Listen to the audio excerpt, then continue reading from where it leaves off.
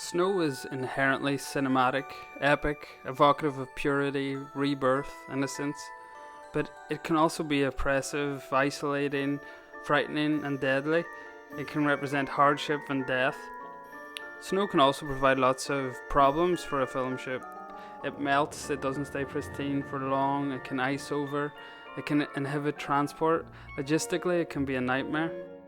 Notable films which use various types of fake snow include It's a Wonderful Life, The Wizard of Oz, and Dr. Zhivago. First on my list is Fargo, the darkly comic crime thriller by the Coen brothers. Through the photography of this film, there is a playful contrast between the epic snowy landscapes and the mundane lives of the characters who inhabit these provincial towns and cities in North Dakota. The everyday of coffees and driving to work strike a stark contrast with the vastness of the snow covered landscape. The film evokes the desperation to live, to gain wealth, status, to love, in spite of such adverse conditions. That's to say, the melancholy, freezing winters represented by the bleak, snow-covered plains. The snow shrouds all, so it also represents what is hidden, that which lurks under the veneer of civility, all the intrigues that constitute the undercurrent of the provincial pleasantries and small talks. The uncovering of these narratives is what you find in this film, which is concerned with a car salesman desperate for cash who hires two crooks to kidnap his wife so he can extort money from his wealthy father-in-law. Fargo gets 3 snowmen out of 5. The Shining is a film that effectively exploits the sense of isolation and the oppressive qualities of the depths of winter.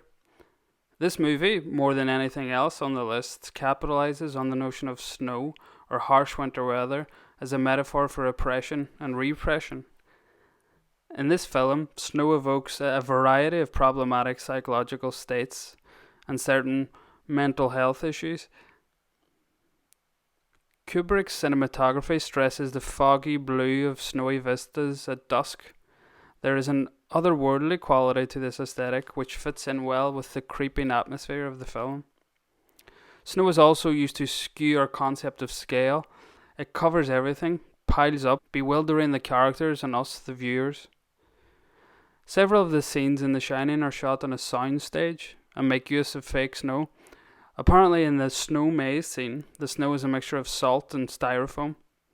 The Shining gets 4 frozen Jack Nicholsons out of 5. Next is Kraft Idioten, which could roughly be translated into English as The Prize Idiots. The title that they settled on for the English-speaking market, however, is In Order of Disappearance, which is confusing. I would say it's a bit of a bad title. Coming up with a catchy name, however, in the original language is difficult enough. Top 5 snow photography is hardly captivating as a title, so translation can be even more problematic, where wordplay, associations, and other cultural references are often entirely lost. It also depends on how they want to market the film.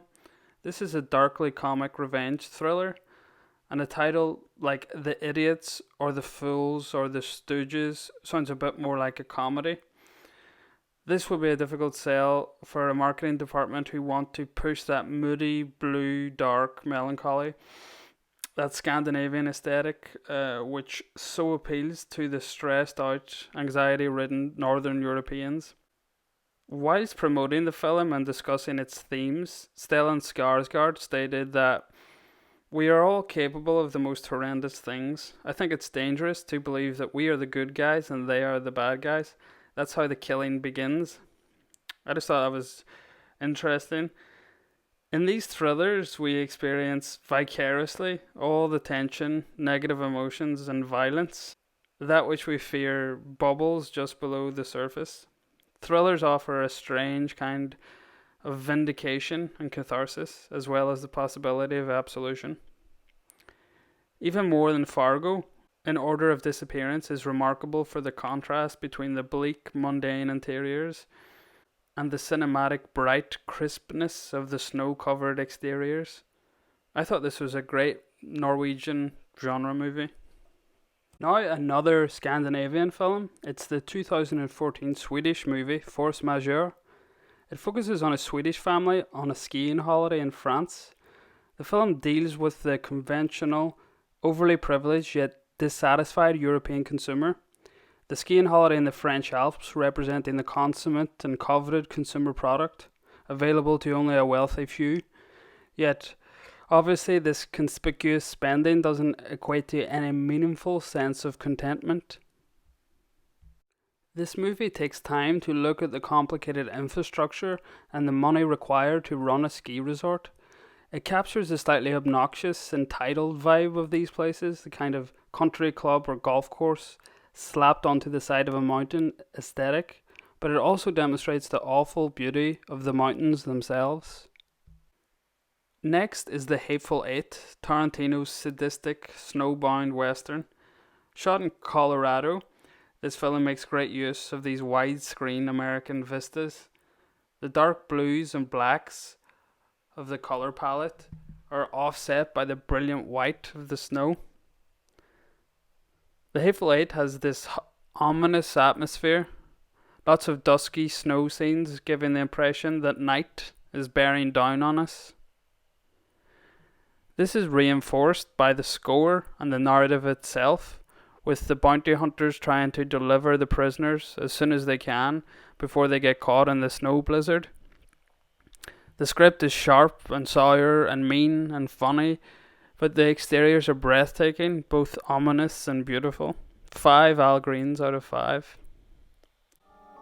An honourable mention goes to the prologue in GTA 5, which seems to be inspired by the best American snow movies. It's remarkable that Rockstar chose snow-covered North Yankton to open their most cinematic game to date.